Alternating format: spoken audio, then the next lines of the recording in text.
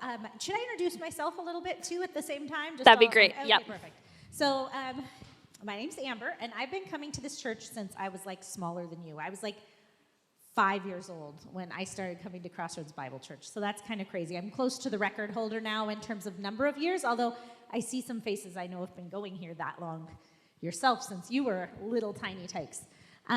So I've been around here forever.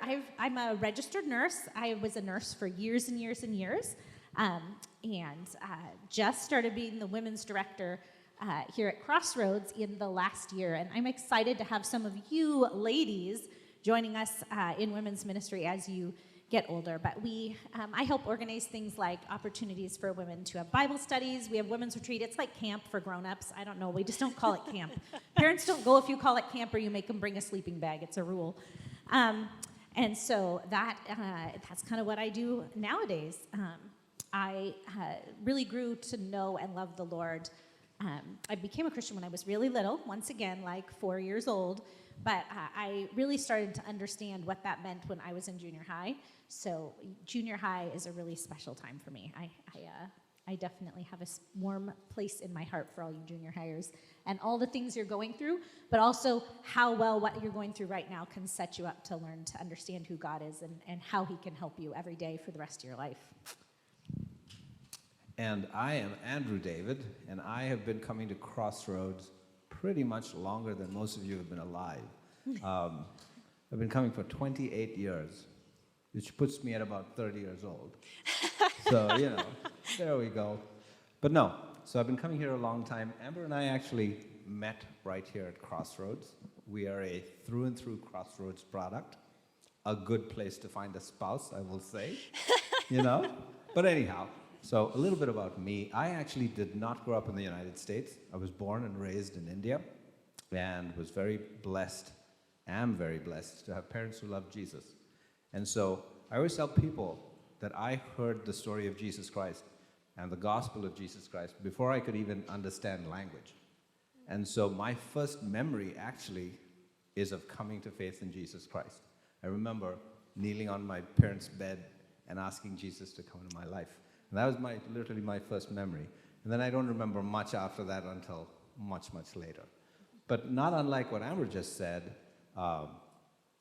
that faith becoming my own was really in very late high school. I was much slower than she is. But 11th grade, 12th grade, and then into early years of college, where the Lord, and I liken it to the Lord. Have you guys ever seen a dog grab a hold of maybe a cat or another smaller dog and shake it from the back of its... Anybody ever seen that? You don't come across stray dogs around here much, do you? Anyway, I've seen that. That's what I liken it to, the way God got a hold of me and shook me when I was that age. It was a lot of period of growing, tough times, figuring out what this faith meant, but I look back on it as a powerful time. Amber and I met here, as I said, at Crossroads. We met in the college and career group that met in the old facility on Northeast 8th. And you were 20, 21 when we met? 21 maybe, yeah. And I was 23, and I just started working, and I'd gotten a job in the United States. I was brand new over here. I remember driving up on Northeast 8th Street and going, well, I got to go to church this Sunday. It's my first Sunday here. And there was a sign for a church. I went, okay, I'll go there. That was 28 years ago. You don't have as many churches to choose from in India. So his context for the fact that he had gazillions to choose from, he didn't quite have that yet. Yep. And I wouldn't say that's the recommended way of finding a church. Look at the sign and go in. But it worked for me. I didn't realize that first day I met the woman who would be my wife. I met the man who would be my best man. It was quite a momentous day, that first Sunday at Crossroads Bible Church, Crossroads Baptist Church at the time. But you can tell the rest of our story. So we met in the college and career group. We knew each other about a year. So we were doing what you guys do, going to camps and hanging out and doing Bible study together as friends for about a year. And I was able to see what kind of person Andrew was.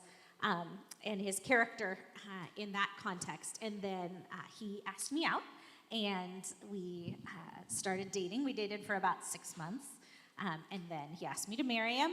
We waited till right after Valentine's Day because it was way too hokey to get engaged on Valentine's Day. So it pushed it out pushed it out a week. Did you go after or before? I can't remember. Anyway, 1 week after Valentine's Day. And we were married 6 months after that. So we got married. I was a senior in college, and he was working on his master's degree. Yeah. That's awesome. So as you guys can tell, not only are they both just so wise as individuals, but they have a wealth of wisdom about marriage specifically, which is what we are talking all about tonight. So I've got lots of questions for them, and they've taken the time to just really reflect and think through what the Lord wants you all to hear on the topic of marriage tonight as well. So we are expecting you all to give a very warm 612 welcome. You're doing great so far. We'll just continue being very respectful of this amazing couple that are going to share from their years of experience on marriage. So you've already shared a little bit of your story, and we love to hear that. I would love, just as we dive into this topic of marriage so that we're all on the same page here, if you could help us define like what the purpose of marriage is. What do we see kind of in your lives from your experience and also in Scripture as the purpose of marriage? That's a great question. There's probably not one singular big purpose of marriage. There's several things that God has packaged into this wonderful, wonderful thing we call marriage. But the first thing that comes to mind is not terribly different than, frankly, what's asked of each one of you. And that's to glorify God in whatever you do, you know? And marriage is one of those very extra special relationships, the closest relationship you'll ever have to anyone on this planet. But even through that, the expectation is that you will glorify God. And it's glorify God is kind of an interesting phrase we use, you know. Well, what does that really mean, to glorify God, when I'm a student or when I'm in youth group or when I'm dating or when I'm married? What does it mean to glorify God? Really, it's not that complicated. What's first in your life? Who do you put first? What's the most primary thing you think? So when you think of your spouse, or in many or most of your cases, when I'm talking to the kids, all of your cases, your future spouse, right? You're thinking not about the person. You are thinking about the person, of course, but you're thinking about, how can I put God first in this thing, you know? Now, there's other purposes for marriage that are very important too. Amber, you want to unpack? Yeah. Well, so I think it's really important when you think about who you're going to marry to think about, who do you want to work with for the rest of your life? Like, you know, when you pick a project partner for Spanish class, and it is important that you pick the right partner, right? Or it is going to be not so fun. Well, when you pick your marriage partner, you're picking someone who's going to be your partner for doing all the things with. All the things with. So no matter what I do, Andrew's my partner in it. We have different jobs, but we help each other. We have to be able to, we work together to make the things that have to happen each week in our household happen. And with 4 kids, I think you know how much your parents have to do to keep things going for you all, get you to where you need to go. There's a lot of things to balance involved in our marriage, but all of it is working together. All of it is working together. So it's a project partner. You want to pick that person who's the good project partner, not that person who is super cool and, you know, goofs off all the time, but good project partner. That's what you're looking for. That's great. So you touched on this a little bit about putting God first in your life. So when you're working together in this project of life alongside this person, how do you put God at the center of your marriage? What are some ways that we can kind of look to put God as the center of marriage? So when I was thinking about this question, I was thinking, I think it's better to think about it a different way. Instead of thinking of your marriage as the thing and God as the center, it's your life, right? And it's the universe, and God is the center. And so how can Andrew and I in our marriage glorify God? How can we help each other serve God? So God isn't the center of my marriage. God is the center of everything. and my marriage is a tool God has given me to serve and glorify him. So that is the way you need to think about it. So that definitely has helped Andrew and I be able to, maybe not rely too much on one another in as the ultimate source of all good. So I think that's like when you ask a question about God at the center, it's very easy for your marriage to be a place where you expect all your needs and desires, and they just make you happy forever, right? That's what TV shows. Happily ever after. You meet the right person, and then once you have them, you're just happy, always, all of the time, because you have them. And that's not really how it works. God is the one who brings us joy, and our spouse is a fabulous gift and a person to work with, but they're not our satisfaction or, the center. That's so good. So on that note of thinking about, we've got this hype built up from a very young age. You and I had talked a little about, even from like Disney shows are like showing us from a really young age, our Prince Charming will one day come for us, and there's this hype built up to marriage being this end-all, be-all. And so the question we hear a lot is, how do you know if you found the one? And what would you respond to that? How would you respond to someone who's asked you, how do you know if you found the one? Well, first I want to have some audience participation, if you don't mind. I'd love that. Which is, how many of you are looking for your soulmate? Okay, some of you are really young. Eventually, how many of you are going to be looking for your soulmate? A couple admitted it. Just, okay, like maybe Only 2 guys. or 3, which is fascinating. Only guys. Everyone admitted else it. is lying to Right. us. Everybody, okay, you can point at others. That doesn't work really. So here's the deal. Here's the deal, folks. All right, let's come back in to you- hear what Andrew has to say. Do you think about, I don't know how many of you have watched romantic comedies. Some of you are going, ew, at it. Others are going, ooh, how wonderful. But have you ever thought that romantic comedies end at the couple getting together? They never tell you what comes after that, right? They all end at, and they live, like you were saying, happily ever after. It's which is really strange. You think about it, right? In terms of life, your courtship, like getting to know, dating, getting married, maybe a couple years, 5 years, 10 maybe, whatever. And then your life after you get married. We just celebrated our 25th anniversary. Woo! And probably, thank you. And if I live that long, another 25, So that's a lot more than you're going to spend in the getting to marriage, right? But it's a great question. The reason why I asked about soulmate is because all of you who are thinking soulmate, you're all wrong. Just so you know. It's funnily enough this weird thing that media, Hollywood, whatever, really pushes hard. Soulmate, find your soulmate. In this planet of how many billion? There's one that you have to find. Here's the reality of it all. The person you get married to, that's your soulmate. It's about as simple as that. And so when you're looking for how do you find someone, really the things, I say this, what I'm going to say, and it's kind of strange and weird because I was in your shoes at one point, and what I'm going to tell you is probably not what I was thinking back then, which is sad. I wasn't that great of a Christian, clearly, back then. But what you want to look for is somebody who loves Jesus. And I say that because that includes somebody who has committed their life to Jesus. But what you will often hear is, find someone who's a Christian. Yes, that's true. But don't stop there. Find somebody who is a believer and then loves Jesus with everything they've got, or at least to the extent they can. Yeah. And it should be someone you think is fun, right? Like you should enjoy that person, and you should enjoy having a good time with them. Not suggesting that you just like utilitarianly pick like the most spiritual person you know and marry them, but that person loves the Lord is what comes from that in terms of the way your day-to-day life works is how they treat you.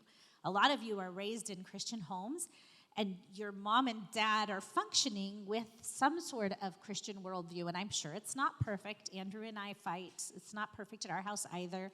But there's some sort of Christian worldview that you're used to things functioning under. But if your spouse isn't interested in serving the Lord and doesn't think that maybe putting someone else first or looking at someone else's interests before your own is important, that is going to impact every day of your life from the time you marry that person. And raising your kids with them, that's going to affect how you can raise your kids and who they become. So super duper important. Yeah. That's great. I think there's so much wisdom in what both of you said there. So I'm thinking about, as these students are listening to this and they're thinking like, well, this all sounds great, but it sounds like a long time off. So how does this apply to me? What can I start doing now as a teenager? What can they do to be preparing for marriage? How is this applicable to them now? What is their role in this conversation, in this topic? Well, yeah. Well, really, it's not that complicated, folks. You know?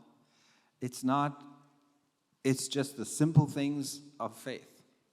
You know, how do I tomorrow love Jesus more than I love him today? And day after tomorrow, a little bit more than tomorrow. You know, it's really, there's this interesting diagram that somebody showed me a long time ago, and it's a simple triangle, you know. At the top vertex is God. On the left-hand side, bottom vertex is me, and on the bottom right-hand side vertex is Amber, my spouse, right? And the point is, as you get closer to God, you get closer to your spouse. And so the goal is to get closer to God, and as you get closer to God, you will get closer to your spouse. And the same is true long before you're even considering, marriage, right? I'm looking around the room, and for some of you, marriage is such a horrific thought right now, And for others of you, because there's quite an age range here, marriage is like, well, I might not admit it, but it sounds cool, But the reality is, as Anna Summer was asking, just focusing on what the Lord, how can you make him the center? The other things, honestly, he takes care of. And the other really important thing is to pray for who the Lord will lead you to long before you even know who that person is. And I would add just, I was, believe it or not, once upon a time a junior higher. And crushes are powerful things, and romantic feelings for people are powerful things, and they can kind of consume your mind. And that's okay. That's a part of all of that is part of what God gave you and made you into. Make a habit of lifting that up to the Lord, of praying to him about it, telling him exactly how you feel. God wants to hear all of how you feel. Like, I love this person. Oh my gosh. Tell him exactly how you feel and ask him to show you if that's the relationship he wants you to be in. Lord, if this is the person I should be with, give me an opportunity. Make that happen. And that way, if it happens, you've been opening it up before the Lord. And if it doesn't, he's closing a door. But just lay it before him and let him decide for you. But do tell him how you feel. It doesn't mean you have to be all like, serious with God about it. He wants to hear the reality of your feelings. Even, it's hard to tell a friend, because even a friend might tell someone else, and that might be super embarrassing. You can always tell God. He keeps secrets really well. So. Yeah, that's very sound practical advice for how we can all engage with this and be involved in this today. No matter if there's an 11-year-old in this room or even someone who's a leader and single and kind of wondering what's God has for them in this right now. So on that note, we probably also have several people in the room who are single now and either plan to be single or may end up being single for a long time, maybe even the rest of their lives.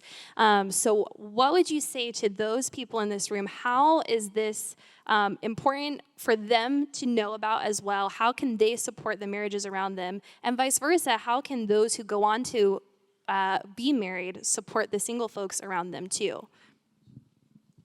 Well, okay, so it's when you get married, it's really, okay, even when you have a boyfriend or girlfriend, you guys can identify with this. When somebody starts having a boyfriend or girlfriend, it kind of becomes all-consuming, right? And very quickly, like, you cannot get their attention to save your life. That is a very common problem. Sometimes I know when you're like in junior high, you just become boyfriend and girlfriend and never talk to one another again. That's not what I'm talking about. But those relationships can become super central. Your single friends are, and remembering to take good care of them is helping you remember that marriage is not like the center of our lives, right? It isn't what everything's all about. So it shouldn't be so hard to maintain relationships with people. I think that taking good care of people, married or single, is just about not being so self-involved. If you're single and your friends are starting to get married, which happens, one, don't panic and marry the wrong guy. I have seen that happen.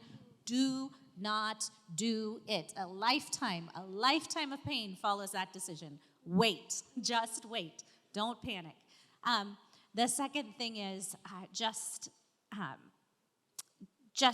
try to be there for the people who are getting married. You understand what's going on. It's not a mystery. Your parents did it, right? And so being an encouragement to them in what they're going through, giving them space, but also encouraging them to make time for maybe a relationship with a friend, because that's really important. We all still need friends. So. And I would just add, when you think about the church, right? Look around you. You're a representation of the church, right? There's some leaders who are married. There's some leaders who are single. There's a whole bunch of youth who are all single, right? The church is full of married and single people. And God has unique roles for married and single people in the church to work together, right? So we should not ever get this sense of, if you're married, you're on a different plane. If you're single, you're on a different plane. That's not how God looks at it.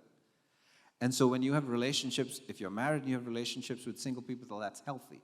If you're single and you have relationships with married people, that's healthy. What Amber was saying, don't isolate yourself from the other groups just because you may not be married or you may be married. Yeah, as you go through life, you'll find that like you're super focused on maybe finding a boyfriend, then it's easy, or girlfriend, then it's easy to be super focused on finding getting married. I want to get married. And then it's easy to be super focused on having kids or buying a house or whatever that thing is. When you find that you can't relate to anyone who's not in the same phase, then that's a good sign that maybe your focus is off, and you're so focused on that thing that you're not focused on being a part of the family of God maybe the way you should, or being a spouse the way you should, or a friend the way you should. That's great. Yeah, I love the way your responses both celebrate just the diversity found in the body of Christ, and that we all have a role here. You touched on this a little bit, talking to the dating folks, but if you could go back in time and give dating relationship advice to your past selves, what advice would you give? I don't remember this question from before. Did you? I'm sure it was that. I don't know. I was thinking, don't be a punk, But seriously, though, there are. I'll say this. I thought I was a pretty decent guy when I was dating. I really did. I didn't admit it at the time, but on looking back, I thought I was a pretty good guy. Now, it's not like I thought I was a good catch. That's not what I mean. I just mean I was a good Christian guy. I didn't do stupid things, generally, whatever, right? And then I got married, and one of the first things God taught me was how selfish I was. And I thought I was not selfish. And so some of the looking back on things and going, when I was dating, what would I have wanted to know more of was, sounds weird, not be so focused on oneself, try and be other-focused. And by other-focused, I mean, of course, the person you're dating. That one's easy, actually. It's really easy to be focused on the other person.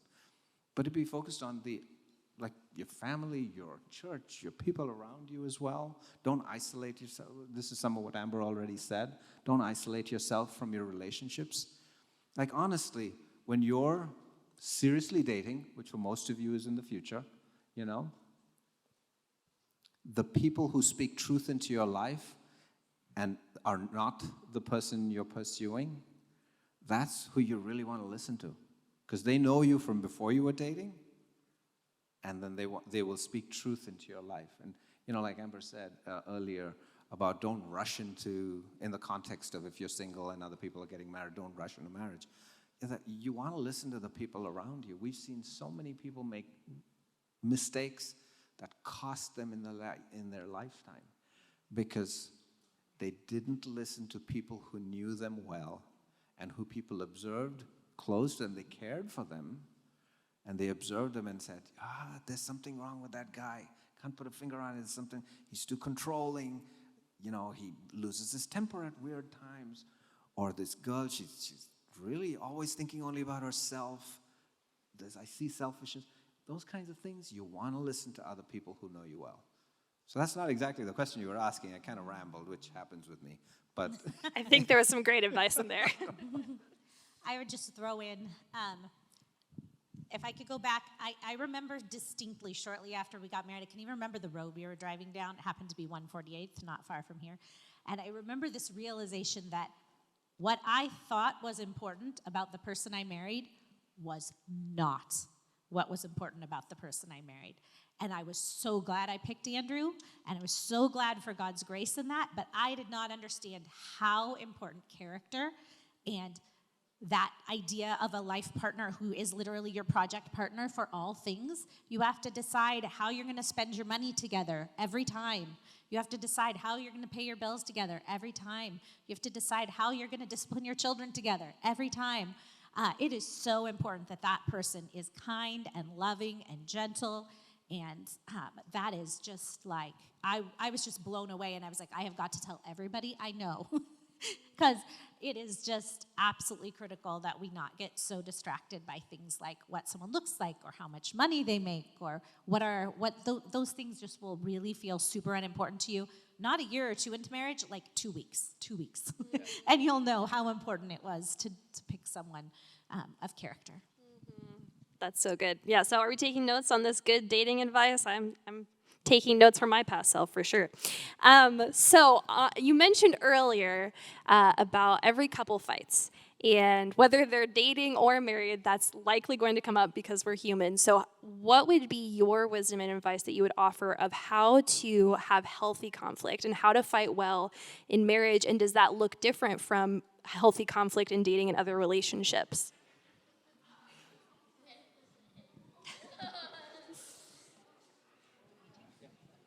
Okay, so when we got married, Andrew and I were like, literally, he'd been in the U.S. for how many years?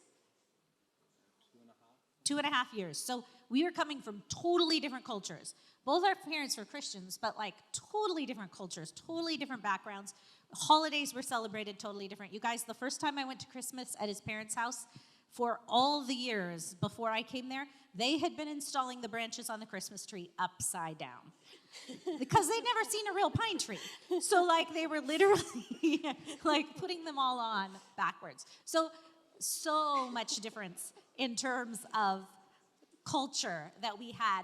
And so when we got married, we knew we both loved the Lord, and we were both Christians who understood the Bible, and we're using that as our guidebook for life. But we knew everything was going to be different. Like everything. Like, we didn't expect any similarities. And we very quickly were blessed with a class full of people here at church that were all young married couples. And we quickly discovered what an advantage it was to not assume that your new spouse is going to do things like you do. People were arguing about things that, like, how you roll up a tube of toothpaste. You would be amazed how many conversations we had with people super angry about what their new spouse had done to their tube of toothpaste. Like, it was a big deal. What you were going to do on Christmas Eve versus what you were going to do on Christmas Day. Like, do we open presents here or there? These things were huge conflicts for people because they married someone from down the street, that they had really similar backgrounds and really similar ways of thinking about things. And what we discovered is no one really has very similar ways, that everybody was having basically the same thing we were having, even though we were from across the world. We just were prepared for it when we walked through the door because we expected every single thing was going to be a conversation. So, yeah. Yeah, you should hear the story of how we picked our first Christmas tree. That was quite something. A long story for another Yeah, day. for Yes. not right now, but here me grew up in India trying to advise Amber on what's the right Christmas tree to. Yeah, sometimes you wonder about the Couldn't arrogance. find any with the branches on the right way. It was a problem. No, that was the problem. But in terms of conflict happens. It's just part of life, The one reality you have from Scripture is you're a sinner. The Bible is very clear about that. So the fact that you are a sinner, getting married to another sinner, tends to cause conflict, And the conflict is not holy conflict necessarily. It's because one or both of you are being selfish or sinning in some way, right? That's usually what happens. And so, yes, there are tactics, etc., for how to avoid conflict. But the biggest thing to recognize is where you yourself are a sinner and you are fully capable of causing real disruption to this person that you love more than anything else or anyone else on the planet. It's a crazy thing. I'll tell you, one of the worst feelings as a young husband is when you make your wife cry. And unfortunately, I've done it a few times. Not very often, but it comes Maybe by. not very often, but I've done it. And it happens. And you feel rotten to your core, appropriately so, when that happens. But it happens because of that selfishness. So I think avoiding conflict or managing conflict, first at the root of it comes from a recognition of, I'm a sinner. I'm capable of causing this. I need to take my own kind of accountability of my own sin in whatever's happening as we work through it. That's great. Healthy communication skills right there that we can all be practicing now in any relationship. Okay, so we'll close out with one last question for you both. You have several kids in the audience. We won't point out who they are. But if you were a fly on the wall and you overheard them talking to someone else about how they would describe your relationship and your marriage, how would you hope that they described the two of you together? Well, first of all, they're probably dying of shame or somewhere around there. I have to say, they're very gracious in just going, okay, we'll be in the audience while you're up here. But all that to say, I think for us, at least one thing is that going back to the first thing I said, that our marriage glorifies God. That in what we do, that even in our brokenness and our mistakes and my sulking, which is what I tend to do, and pouting and, all of that. My biting comments. Yeah. This is how we sometimes, rarely, but sometimes treat each other. But through all of that our heart is to glorify God through our relationships and, frankly, through our individual lives.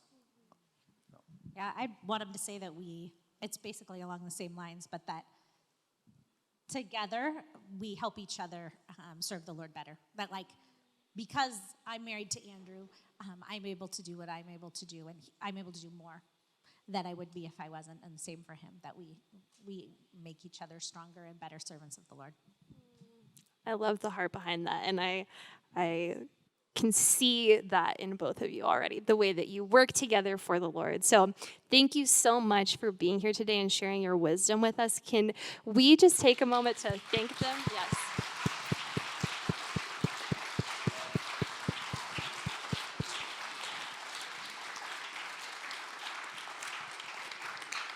All right, so I want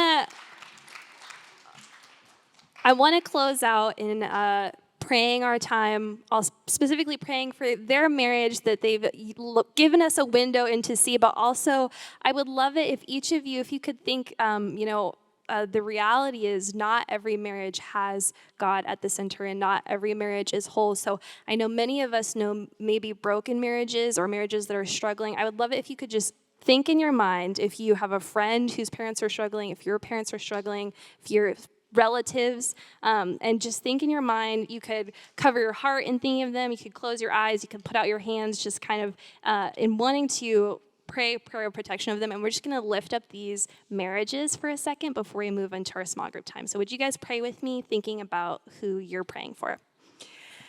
God, I thank you so much for the way that you are so creative in your design of marriage, the way that you designed it to be an image of your relationship with us, the way you love us unconditionally, the way you chase us down time and time again and are so gracious with us. God, I thank you so much for Amber and Andrew and just their willingness to share, the way that they live so fully for you, the way that they truly embody being life partners, working alongside each other and furthering the kingdom. God, I just thank you for that ministry, just the visual that is to each of us in representing your love for the church. God, I just lift up the marriages that we're each thinking of. Maybe it's in our own home, maybe it's our friend's home. God, I just pray your hand of protection over those marriages. I pray your hand of healing over those marriages. God, I pray that you would make yourself known in those situations, allow your presence to be felt and your truth to be heard, that you would surround those marriages with loving community that would point those individuals to you and that you would be glorified.